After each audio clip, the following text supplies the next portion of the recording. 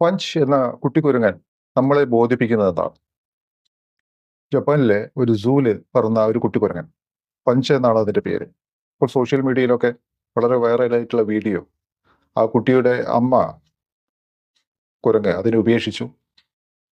ആ കുട്ടിക്ക് ഒരു സാന്ത്വനമായ ഒരു കെയറായോ ആരുമില്ലാത്തൊരവസ്ഥയിൽ ആ സൂവിലെ ജീവനക്കാർ ഒരു വലിയ ബൊമ്മ, ഒരു പാവയെ, ഒരു കുരങ്ങൻ പാവയെ അതിന് കളിക്കാൻ കൊടുക്കുകയാണ്. ആ കുരങ്ങൻ പാവയുടെ കൂടെ, ആ ബൊമ്മയുടെ കൂടെ കുട്ടി ഉറങ്ങുന്നു, കളിക്കുന്നു. ആ മനസ്സിലുള്ള അമ്മയോടുള്ള ആ ഒരു കെയറിൻ്റെ, ആ ടച്ചിൻ്റെ ആഗ്രഹം വളരെ വലിയ ഒരു വേദനയായി നമ്മുടെയൊക്കെ മനസ്സിൽ. പക്ഷേ ഇതിൽ നിന്ന് നമ്മൾ പഠിക്കേണ്ട ചില കാര്യങ്ങളുണ്ട്.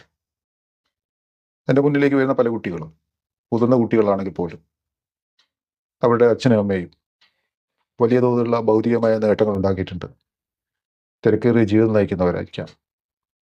സാമ്പത്തികമായി ഉയർന്ന നില, ആഡംബരത്തിൻ്റെ ലോകം.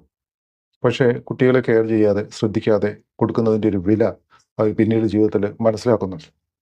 അപ്പോൾ ഇത്രയൊക്കെ സമ്പത്തുണ്ടായിട്ടും കുട്ടിയുടെ ആ മനോനില ആരോഗ്യകരമല്ലാത്തതുകൊണ്ട് അവരനുഭവിക്കുന്ന വിഷമം, ബുദ്ധിമുട്ട് ഈ ലോകം മുഴുവൻ തന്നെ നഷ്ടപ്പെടുത്തിയാലും എൻ്റെ കുഞ്ഞിൻ്റെ പ്രശ്നങ്ങൾ പരിഹരിച്ചു തന്നാൽ മതി എന്നുള്ള അവരുടെ ഒരു ബോധം.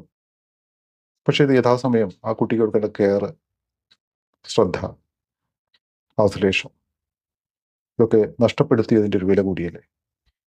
അപ്പോൾ അച്ഛനും അമ്മയും തിരക്കേറിയ ജീവിതത്തിലേക്ക് ഇറങ്ങുന്ന സമയത്ത് അവർക്ക് നഷ്ടപ്പെടുന്ന, കുട്ടികൾക്ക് നഷ്ടപ്പെടുന്നത് എന്താണെന്നുള്ളത് നമ്മളെ തിരിച്ചറിയിക്കുന്ന കൂടി ഒരു കഥയാണ് പഞ്ചിൻ്റെ കഥ.